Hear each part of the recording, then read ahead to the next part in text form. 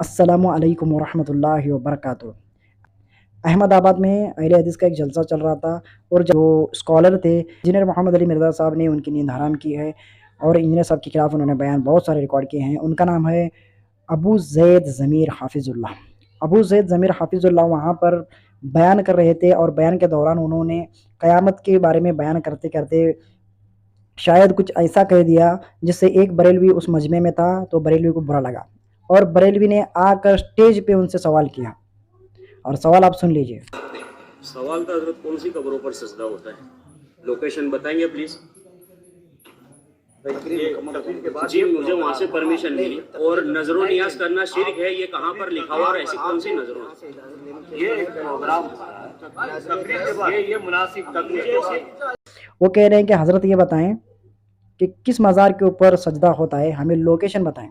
یعنی لوکیشن پوچھنے آ رہا تھا کہ آپ نے کہاں دیکھا ہے کہ سجدہ ہو رہا ہے مزاروں پہ، ہمیں لوکیشن بتائیں۔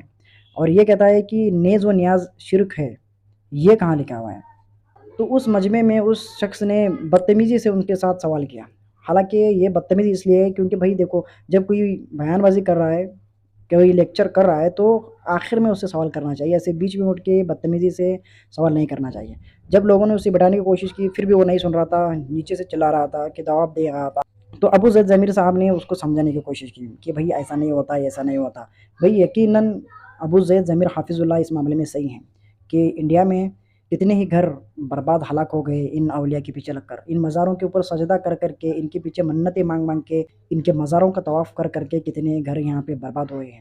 انڈیا میں خواجہ صاحب، غوث اعظم، عبد القادر جیلانی، نظام الدین اولیاء، ملک ریحان، ایسے نام کے اولیاء بہت آئے ہیں یہاں پہ، اور ان کی وجہ سے ان کا طواف کر کر کے کتنے گھر یہاں ہلاک ہو گئے، کتنی ہی زندگیاں یہاں برباد ہو گئی۔ پتہ نہیں کتنے لوگ ان اولیاء کی مزاروں کی وجہ سے جہنم میں جائیں گے، اس کا اندازہ نہیں لگایا جا سکتا، اتنا شرک یہاں پھیلا ہوا ہے انڈیا میں۔ پھر شیخ ابو زید ضمیر حافظ اللہ جو تھوڑا سا مطلب ان کے دماغ میں وہی بات چل رہی تھی، تو انہوں نے بیان آگے کنٹینیو کیا، اور پھر وہ جو قیامت کا بیان تھا انہوں نے وہیں پہ اسٹاپ کر دیا، اور وہ پھر قبروں کو نہیں باندھنا چاہیے، مطلب قبروں کو پکا کرنے سے رسول اللہ نے منع کیا، اتنے پیار بھرے انداز سے انہوں نے بیان کی اور اس شخص کو اور تمام پبلک کو سمجھانے کی کوشش کی۔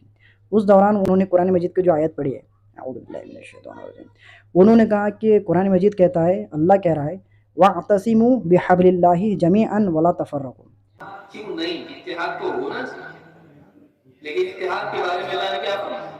وَاعْتَصِمُوا بِحَبْلِ اللَّهِ جَمِيعًا وَلَا تَفَرَّقُوا، اعْتَصِمُوا بِحَبْلِ اللَّهِ جَمِيعًا وَلَا تَفَرَّقُوا۔ حالانکہ قرآن میں وَاعْتَصِمُوا بِحَبْلِ اللَّهِ جَمِيعًا وَلَا تَفَرَّقُوا ہے۔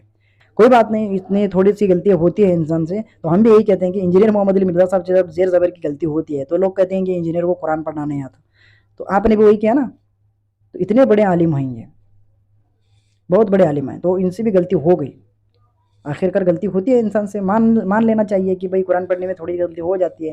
انسان جب تفسیر بیان کرتا ہے تو اس کے دماغ میں تفسیر کی اگلی باتیں جو ہیں وہ ساری بھری ہوئی ہوتی ہیں، تو وہ غلطی ہو جاتی ہے، ایسی کوئی بات نہیں ہے۔ دل کی ایک تکلیف ہے، وہ اس کو سمجھ میں نہیں آئی بات، برا لگا اس کو آیا، باقی لوگ بھی اس کو اپنا دشمن نہ بنائیں، وہ بھی ہمارے بھائی ہیں، اور ہم محبت سے ان کو سمجھانے کی کوشش کریں، ماحول خراب نہ کریں۔ یہ بات اپنی جگہ درست ہے کہ ماحول اچھا نہیں ہے۔ تو اللہ تعالیٰ ہم سب کی حفاظت کرے، اور اللہ تعالیٰ ان علماء کی حفاظت کرے۔ جزاکم اللہ خیرہ۔ السلام علیکم ورحمۃ اللہ وبرکاتہ۔